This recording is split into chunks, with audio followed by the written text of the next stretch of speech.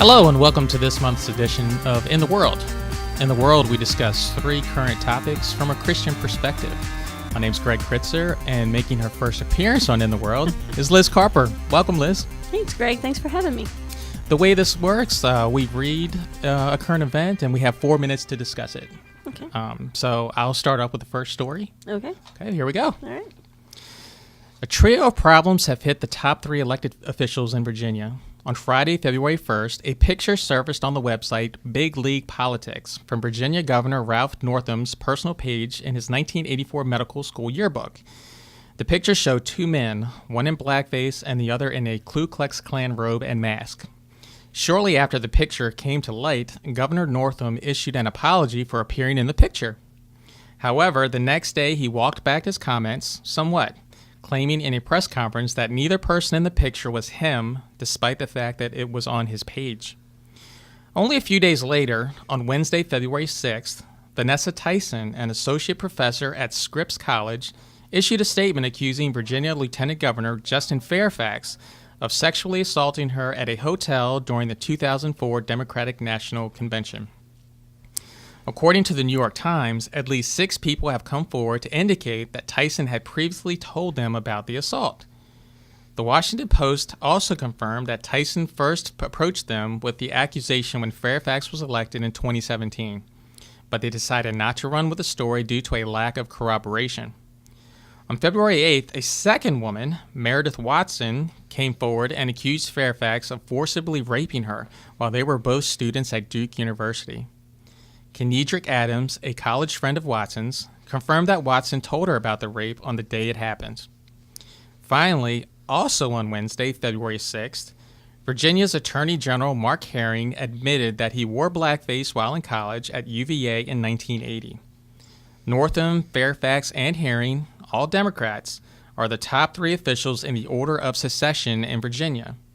If all 3 step down, the Speaker of the House of Delegates, Republican Kirk Cox, would assume the governorship.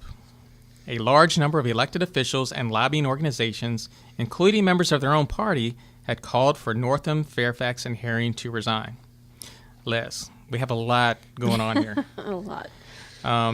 Basically, these accusations that have come to the fore from decades ago are quite concerning.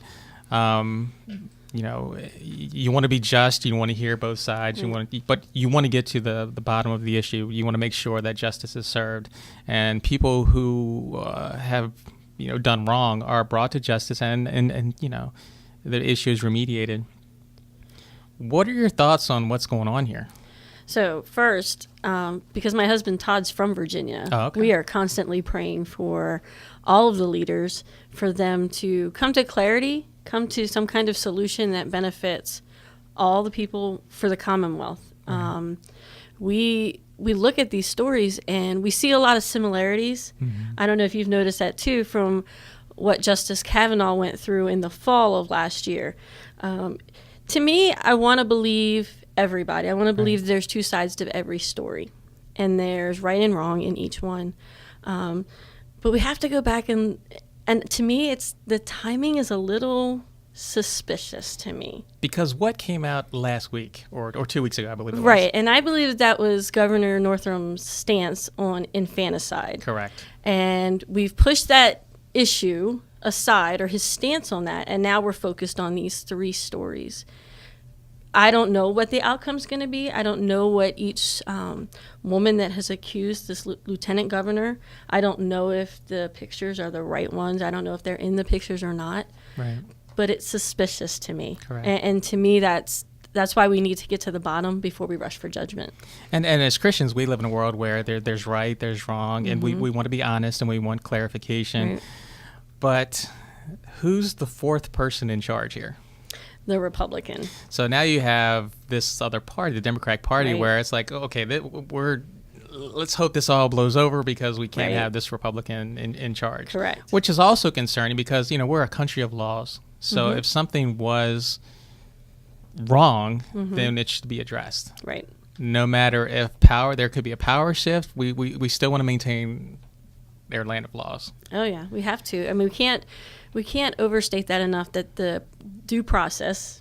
We have to go through the investigation. We have to go through all of the background checks and so forth for these stories to make sure that they are legit and not just thrown out there to derail a conversation from, what's really going on in Virginia. Correct. Again, the timing is suspicious to me. Correct. And the big picture, if the ramifications are such that for one group, then they should be such that for everyone. Right. And that's the other concerning thing that's here. So we'll see how this plays out. Yeah. So what do you think is going to happen with, let's say that this Republican is now in charge?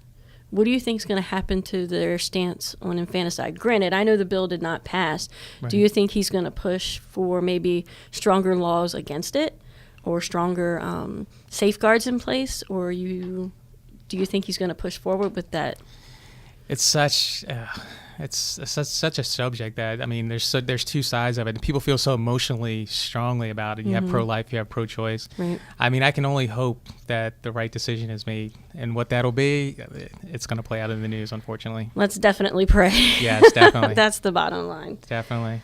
All right. Should we skip ahead to story number 2? Yeah, let's move on to story number 2. Go ahead and read that one. All right. So a United States federal judge has granted a permanent injunction against the University of Iowa, preventing the school from stripping a Christian student organization of its official registered status.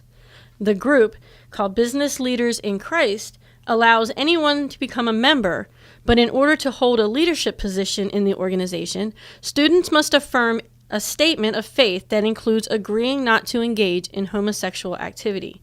In 2017, a homosexual student approached the president of the student organization and asked about serving as vice president.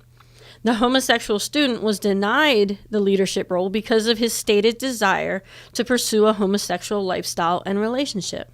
The student then approached the university and asked that the organization be stripped of its recognized status, which would prevent it from reserving meeting space on campus, participating in student recruitment fairs, or share in funds from student activity fees. On February 6th, U.S. District Judge Stephanie M. Rose ruled that the university allowed other student groups to limit membership based upon religious views, race, and sex, and other legally protected classes. Thus, its decision to target this Christian group was inconsistent with the way it had otherwise applied its policies.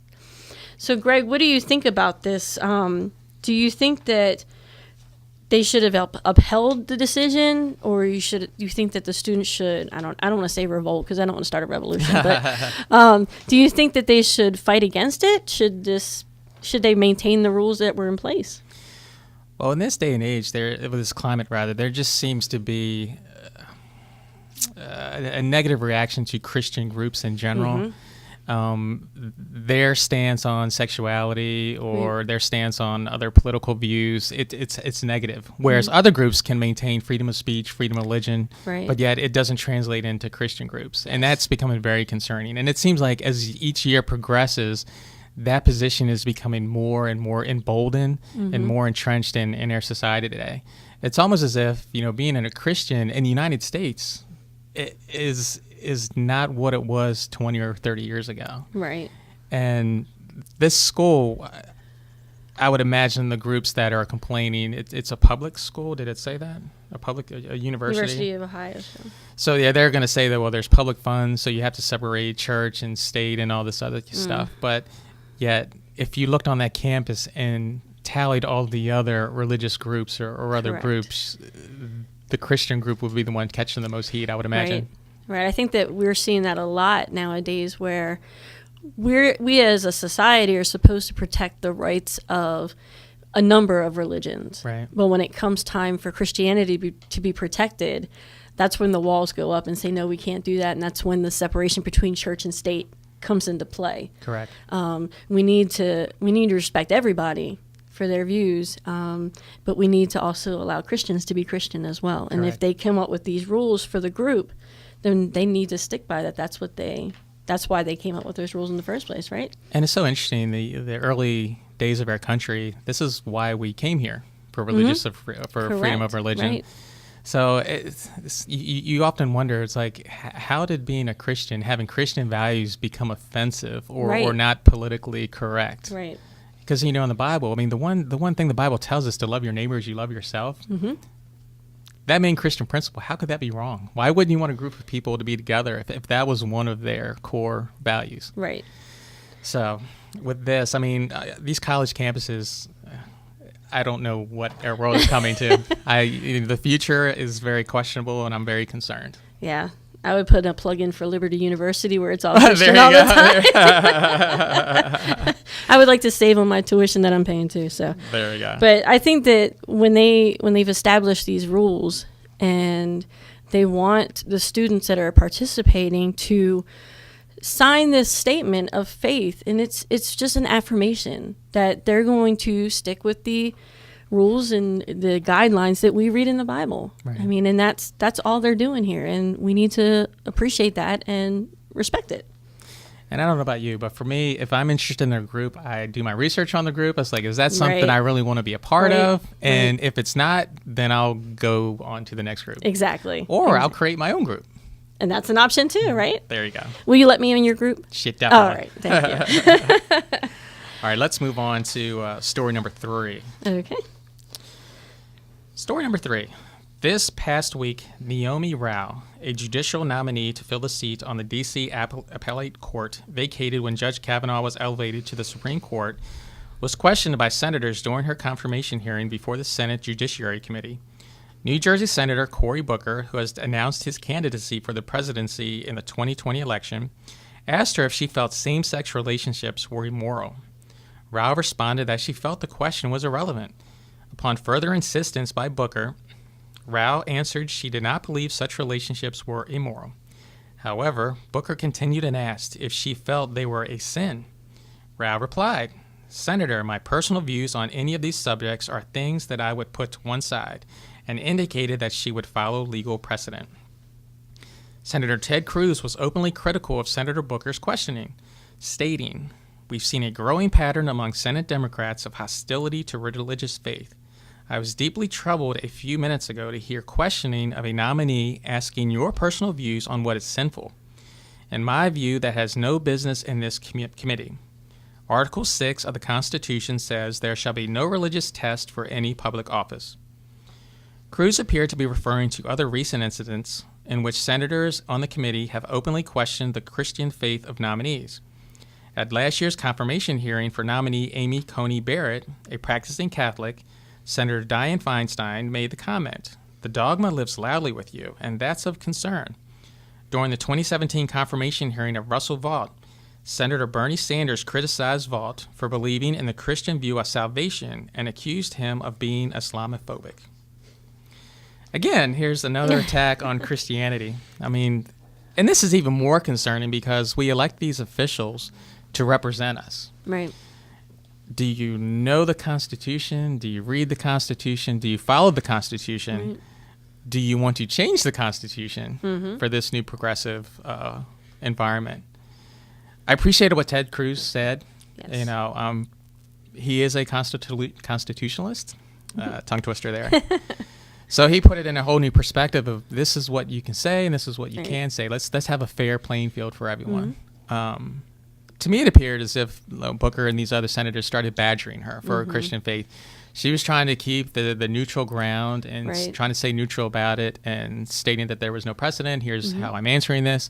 Whatever I feel is irrelevant. Correct. I'm answering this based on precedent and constitutional principle. Right. But yet that wasn't good enough, of course. And we see that all the time. I mean, we saw that in the confirmation hearings for Kavanaugh, for Gorsuch. We even saw it this week for the acting Attorney General Whitaker, where they threw the Constitution in his face to try and get him to go against it. Correct. We're seeing it all the time, and that really should not be the case. I'm going to tell you that, until you read Article 6 here in our little write-up, I didn't even know that was in there, in the Constitution, so I need to go back and read it too. Correct. But we see a religious test for almost every public official that comes into office or wants to come into office. And now I know that they're not supposed to do that. Correct. So I think that Senator Cruz was right for standing up for this badgering. I mean, he's you can't do that or you shouldn't do that for all of these nominees for any position. I mean, that's, especially for a judge, they're supposed to be biased and non-partial. And we're seeing that all the time, these attacks on their character. Correct. Just trying to get them to say something that they shouldn't. And I'm curious, what was her Democratic affiliation? Again, going back to that. Yeah, it's hard that, we have to separate between the Democratic and Republican view, but we're seeing it all the time. We're seeing the character assassinations on you talked about a tongue twister earlier. Right. We're seeing that with the Democrats, and then on the Republicans, we're seeing a different approach, but a little bit of the character assassination as well. So, right. And we're not stating Democrat over Republican. From a Christian perspective, right.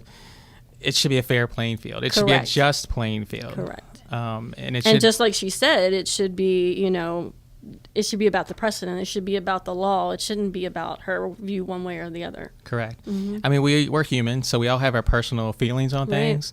But especially our elected officials, they're elected to represent us, all of us as a group. Right. So we would just hope that it would be a fair playing field. It would be just, and it would follow our laws that have placed the precedent. And it shouldn't be one view or the other. My view is going to be different than yours for certain things, and our elected officials should be representing the total, the sum of the total, not individual, whatever party it is.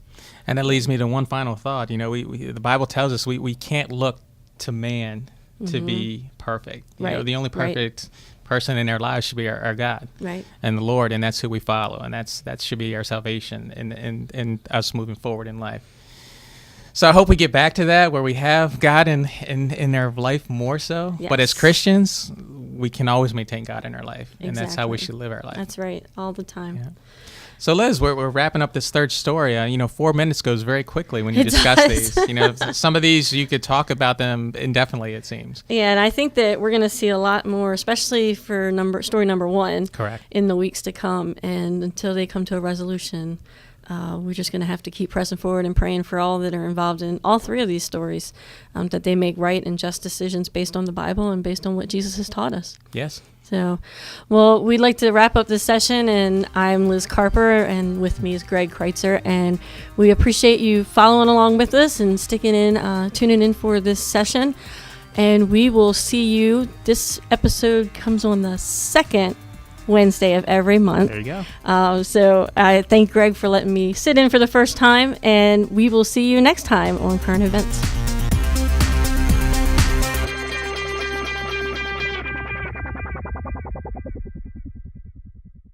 Hey, if you haven't joined our Patreon yet, would you mind giving it your prayerful consideration? Patreon is a way you can support the Trinity Joppa YouTube channel. We've got multiple tiers to choose from, starting as low as $2 per month. Visit www.patreon.com/TrinityJoppa for all the details. Thank you. God bless.